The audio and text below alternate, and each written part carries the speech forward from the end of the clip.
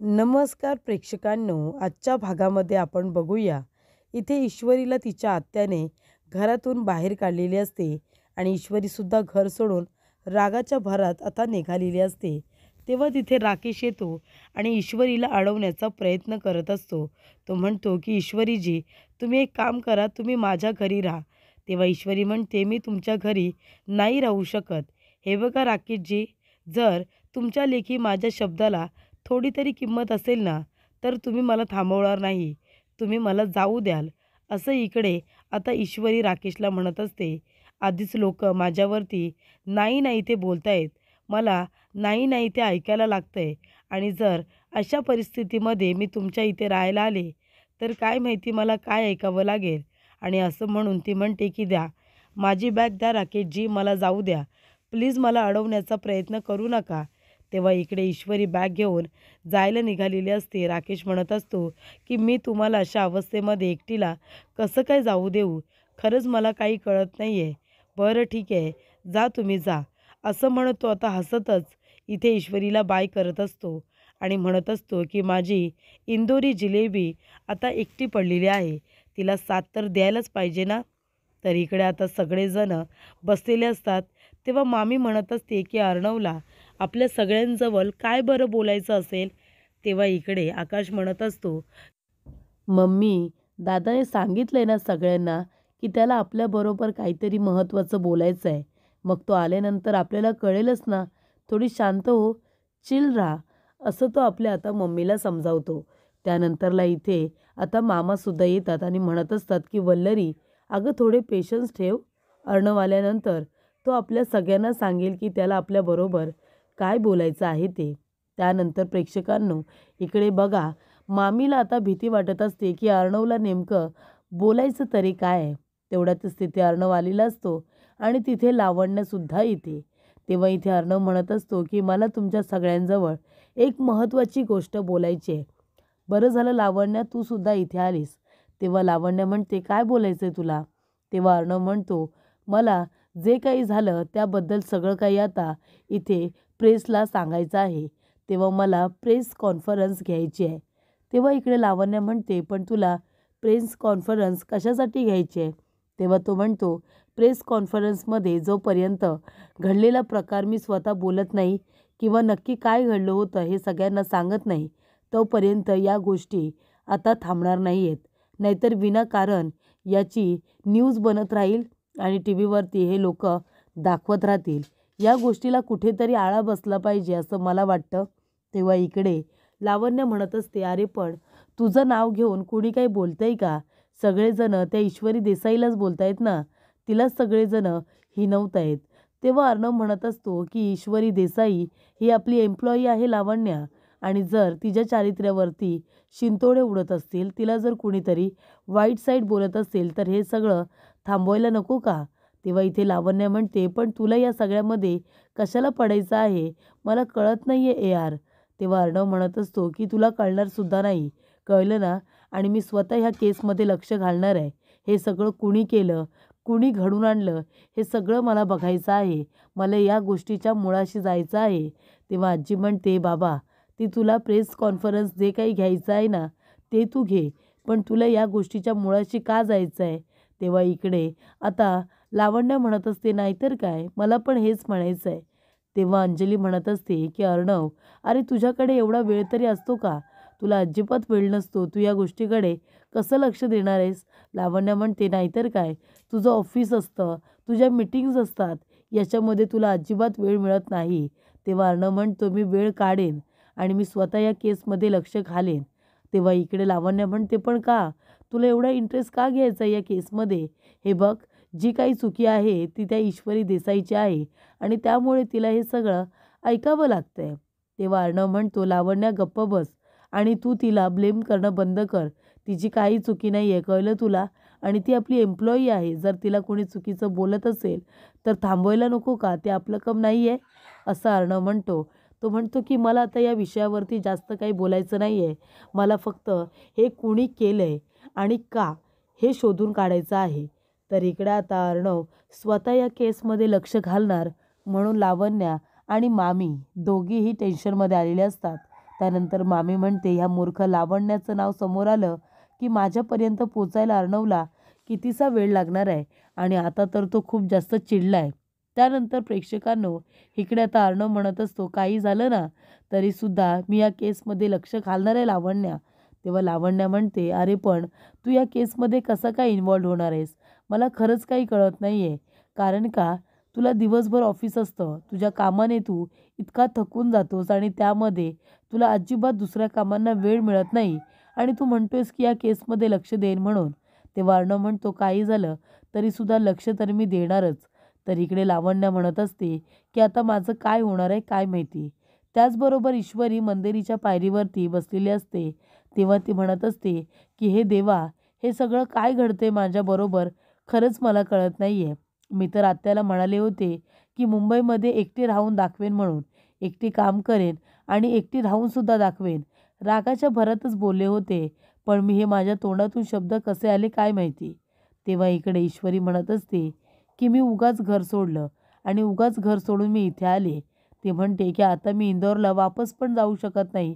त्या खडूचंदला 1,00,000 रुपये देऊन जोपर्यंत मी माझ्या आईवडिलांचं लॉकेट इथे घरी आणत नाही तोपर्यंत मी मुंबई सोडून जाऊसुद्धा शकत नाही आहे. पण मी काय करू, कशी राहू मुंबईमध्ये? मी इथे जिलेबी वगैरे बनवून विकू शकते आणि इंदोरी पोहेसुद्धा गरमागरम बनवून विकू शकते. तेव्हा इकडे ईश्वरी म्हणते, हे सगळं केलं तर मला पैसे कमवता येतील, पण हे सगळं करताना पैसेसुद्धा हवेत ना. त्यामुळे मला नोकरी करावी लागणार आहे, नवीन नोकरी. पण आता नवीन नोकरीसुद्धा मला कुठेही मिळणार नाही. त्यामुळे भांडत का होईना, पण ही नोकरी मला आता टिकवून ठेवावी लागणार आहे. म्हणजे जिथे अर्णवच्या ऑफिसमध्ये काम करत असते तीच नोकरी. त्याचबरोबर प्रेक्षकांनो, ईश्वरीच्या मागे मागे राकेश तिथे पोचलेला असतो. राकेश येतो आणि म्हणतो की माझी इंदोरी जिलेबी इथे बसली आहे का? तेव्हा तो म्हणत असतो की मग मी इथेच बसून राहतो माझ्या इंदोरी जिलेबीकडे बघत. आणि तिने जर मागे बघितलं आणि विचारलं की मी इथे काय करतोय, तर काय सांगू? तर मग राकेश, तू बोल तुझ्या इंदोरी जिलेबीला की तू एकटी घर सोडून आलीस. मला तर तुझी खूप जास्त काळजी वाटत होती, म्हणून मी तुझ्या मागे मागे इथपर्यंत आलोय, असं सांगून टाक ना तू. तेव्हा ईश्वरी म्हणत असते, ए देवी आई, इतक्या रात्री मी आता कुठे जाऊ? गणूबाप्पा, तुम्ही माझ्या पाठीशी खंबीरपणे उभे राहा. मला तुमच्या आशीर्वादाची खूप जास्त गरज आहे.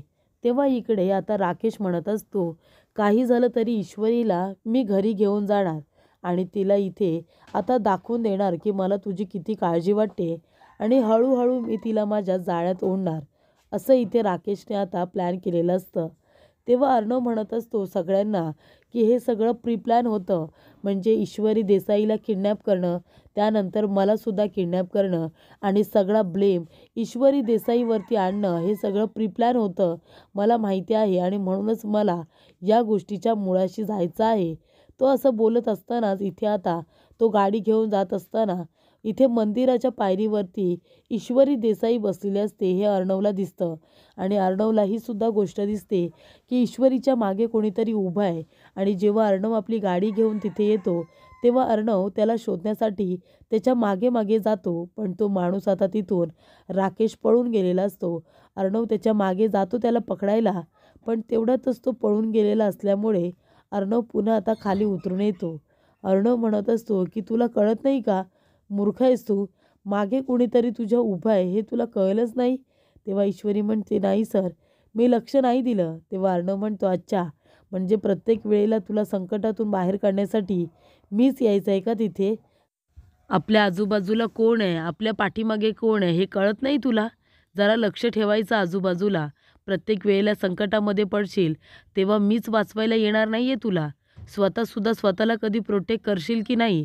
तेव्हा अर्णव म्हणतो, आणि एवढं रात्री इथे काय करतेस बाहेर, कळत नाही का घरी थांबायचं?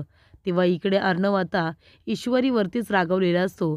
तो ईश्वरीला म्हणतो, इथे मंदिराच्या पायरीवर बसून काय करतेस, घरी जाता येत नाही का? तेव्हा अर्णव आता जाणार तेवढ्यातच ईश्वरी म्हणत असते की सर, मला माझ्या घरातून बाहेर हकलून दिले, कळते का तुम्हाला? तेव्हा जेव्हा अर्णव हे सगळं ऐकतो तेव्हा अर्णवला खूपच जास्त वाईट वाटतं. तेव्हा इकडे अर्णव मागे वळून तिच्याकडे बघायला लागतो.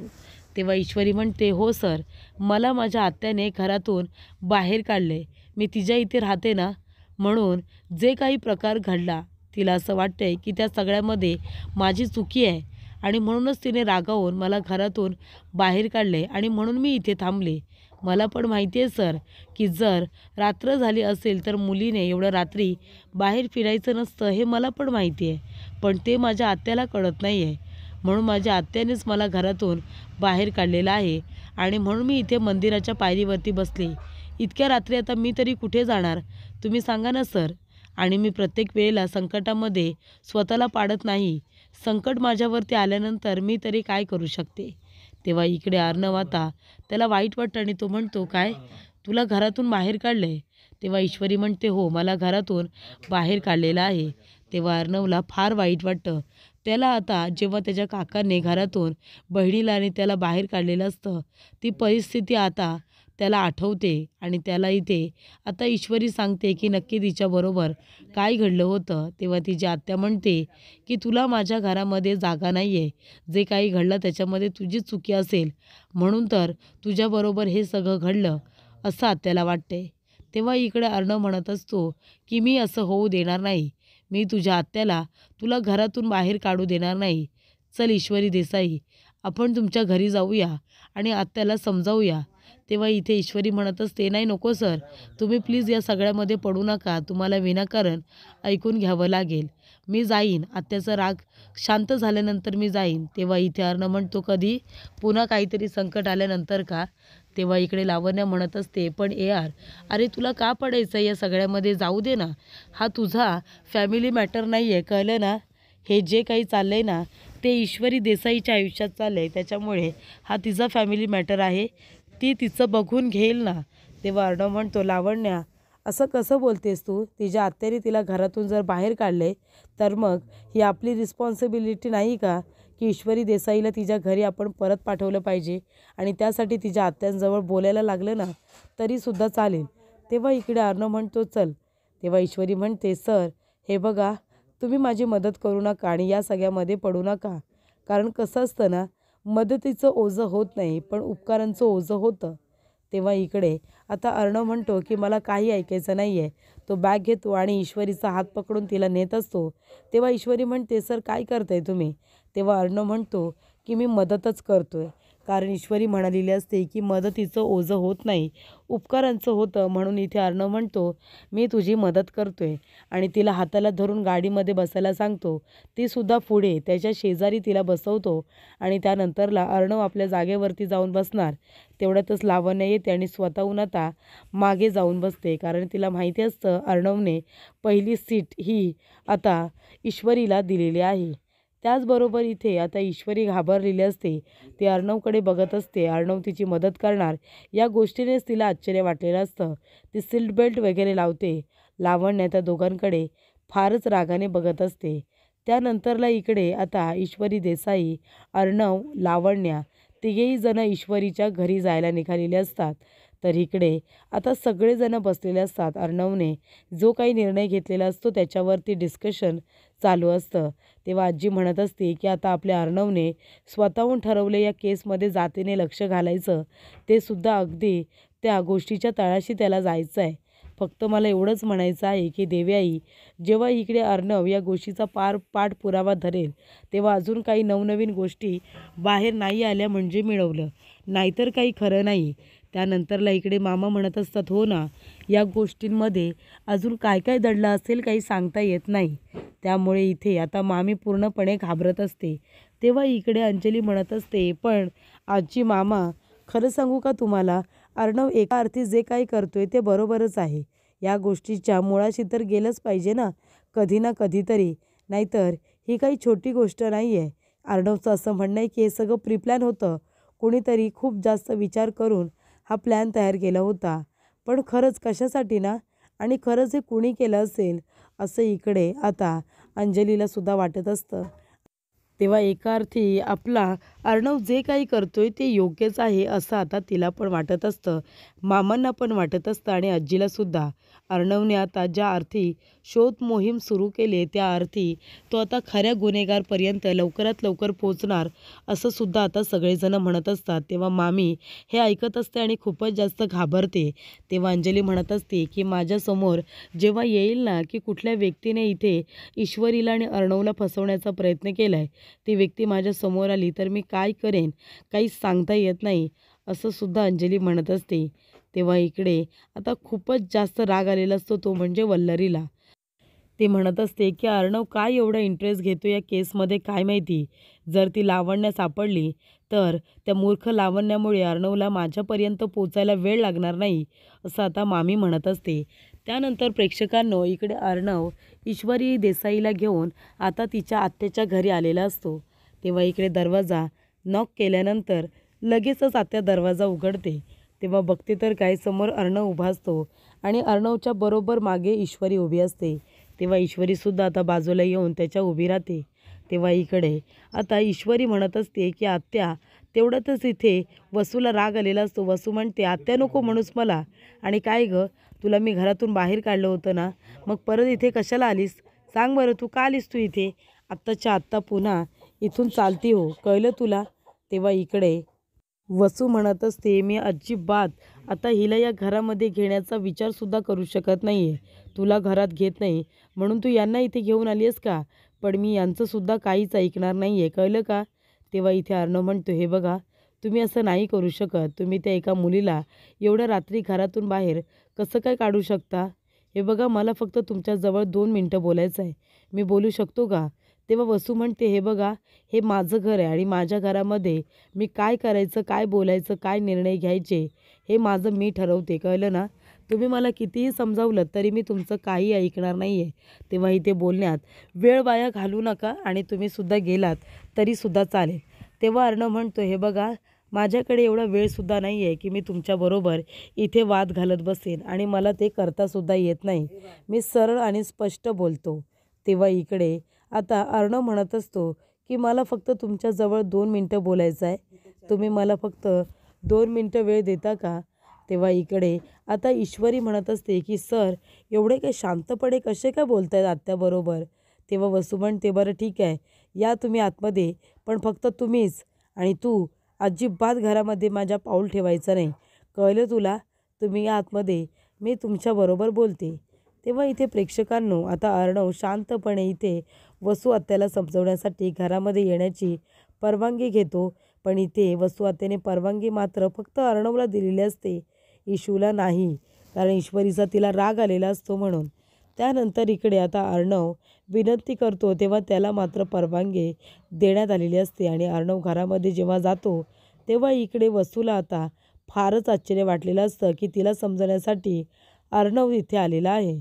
तेव्हा अर्णव म्हणतो की हे बघा, तुम्ही एवढा मोठा डिसिजन घेतला की तुम्ही ईश्वरीला घरातून बाहेर जायला सांगितलं, पण तुम्ही कधी या गोष्टीचा विचार केलात का? ती एकटी मुलगी कुठे जाणार एवढ्या रात्री? त्यात हे मुंबई शहर आहे आणि या सगळ्या प्रकरणामध्ये जर तिला काही झालं, कोणी तिला काही केलं किंवा छेडलं तर काय करणार आहात तुम्ही? एकतर तिचे आईवडील इथे नसतात, ते इंदोरमध्ये असतात. ती तुमच्या इथे राहते, म्हणजे ती तुमची जबाबदारी झाली ना, आणि तुम्ही तुमची जबाबदारी पूर्ण न करता तिला जर घरातून बाहेर काढलं आणि जर तिला काही झालं तर कोण जबाबदार असेल? तुम्ही सांगा बरं. मुंबईमध्ये एक मुलगी अशी मंदिराच्या पायरीवरती जर बसून राहते आणि तिला जर काही झालं तर तुम्ही स्वतःला तरी माफ कराल का? तेव्हा ती म्हणते हे बघा, तिला घरातून बाहेर काढले म्हणून तुम्ही तिच्या बाजूने माझ्याजवळ बोलायला आलात का? तेव्हा इकडे अर्णव म्हणतो की हे बघा, मला तुमच्याबरोबर इथे वाद घालायचा नाही आहे, कारण माझ्याकडे ना तेवढी ताकद आहे ना माझ्याकडे तेवढा वेळ आहे. मी खरंच खूप बिझी आहे, मला कामं आहेत, पण तरीसुद्धा मी इथे आलो हे बोलायला. आणि मी कधीच अर्णव हा कुणाबरोबरच एवढं शांतपणे बोलत नाही, पण तुमच्याशी मी बोलतो आहे कारण तुम्ही समजूतदार आहात. फक्त रागाच्या भरात निर्णय घेतला आहेत मला माहिती आहे, म्हणून मी तुम्हाला इथे विनंती करतो आहे. मी हंबल रिक्वेस्ट करतो आहे तुम्हाला. नाहीतर अर्णव राज शिर्के कुणालाही रिक्वेस्ट करत नाही, पण तुम्हाला करतो आहे, कारण मला तुमच्याकडून अपेक्षा आहे की तुम्ही ईश्वरी देसाईला घरामध्ये घ्याल. आणि हे बघा, तुम्ही आत्या म्हणून नाही तर एक स्त्री म्हणून विचार करू शकता ना. एक स्त्री म्हणून हल्ली काय चाललं आहे सगळीकडे ते तुम्हाला पण माहिती आहे. आणि जर इथे मुंबई शहरामध्ये जर एक मुलगी एवढ्या रात्री एकटी जर बाहेर असेल तर तिच्याबरोबर काही होऊ शकतं. मग तुम्ही स्वतःला कसं काय माफ कराल? तिच्या आईवडिलांना तुम्ही काय उत्तर द्याल? तेव्हा मी तुम्हाला इथे अगदी मनापासून रिक्वेस्ट करायला आलो आहे, की रागाच्या भरामध्ये चुकीचा निर्णय घेऊ नका. ईश्वरी देसाईला घरामध्ये येऊ दे. तेव्हा इकडे आता वसू म्हणत असते, की "बरं, बरं, ठीक आहे." आणि ती म्हणते, "ठीक आहे, येऊ शकतेस तू घरामध्ये." तेव्हा इथे ईश्वरीला खूप जास्त आनंद झालेला असतो. अर्णवने इथे ईश्वरीसाठी एवढा तो शांतपणे बोललेला असतो, कारण त्याला माहिती असतं घरातून बाहेर काढल्यानंतर परिस्थिती काय निर्माण होते आणि ती ईश्वरीची होऊ नये असं त्याला वाटत असतं. तेव्हा अर्णव आता काही न बोलता तिथून निघून जातो. तेव्हा ईश्वरी म्हणते, की "सर, पहिल्यांदा तुमच्याबद्दल मला इतका आदर वाटतोय. किती शांतपणे तुम्ही आत्याला समजावलंत." त्यानंतरला इथे वसू आत्या समजून गेलेली असते. तेव्हा इकडे ईश्वरी आता घरामध्ये येते आणि वसू आत्याजवळ बोलायला जाणार. तेवढ्यातच वसू आत्या म्हणते, "घरामध्ये घेतले म्हणून माफ केलेलं नाही आहे तुला आणि माझ्याशी काही बोलायचं सुद्धा नाही, कळलं का?" असं म्हणून वसू आत्या सरळ तिथून निघून जाते. ईश्वरी आपली बॅग वगैरे घेऊन आतमध्ये आलेली असते. तेव्हा वसू आत्या तिच्यावरती रागवलेली असताना, काही बोलत नसताना ईश्वरीला आता तिथे राहायलासुद्धा कसं तरी वाटत असतं, तिला लाज वाटत असते. त्यानंतरला नम्रता तिला विचारते, की "इशू, तू ठीक आहेस ना? तुला काही झालं तर नाही ना? ठीक आहेस ना तू?" तेव्हा ईश्वरी म्हणते, "हो ताई, मी ठीक आहे." तेव्हा इथे दोन बहिणी, दोन लाडक्या एकमेकींना मिठी मारतात आणि एकमेकींचं दुःख कमी करण्याचा प्रयत्न करत असतात. दोघीजणी दुःख कमी करत असतात. तर पुढील भागामध्ये आपण बघूया.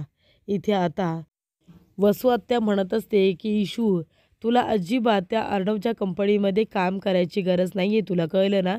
उद्यापासून त्याच्या कंपनीमध्ये काम करण्यासाठी अजिबात जायचं नाही." त्यानंतरला इथे आता काही केल्यानंतर इथे लावण्यावरती अर्णव हा खूपच जास्त वैतागलेला असतो. तो म्हणतो, "लावण्या, उद्यापासून ऑफिसमध्ये यायचं नाही." तेव्हा इथे वल्लरी म्हणत असते, की "लावण्या, हे सगळं त्या मुलीमुळे होतंय, कळते का तुला? तिला काही करून धडा शिकवायला हवा." तेव्हा इथे लावण्या म्हणते, की "तिला तर आता धडा शिकवायचाच आणि त्यासाठी तिने इथे मीडियाला बोलावलेलं असतं."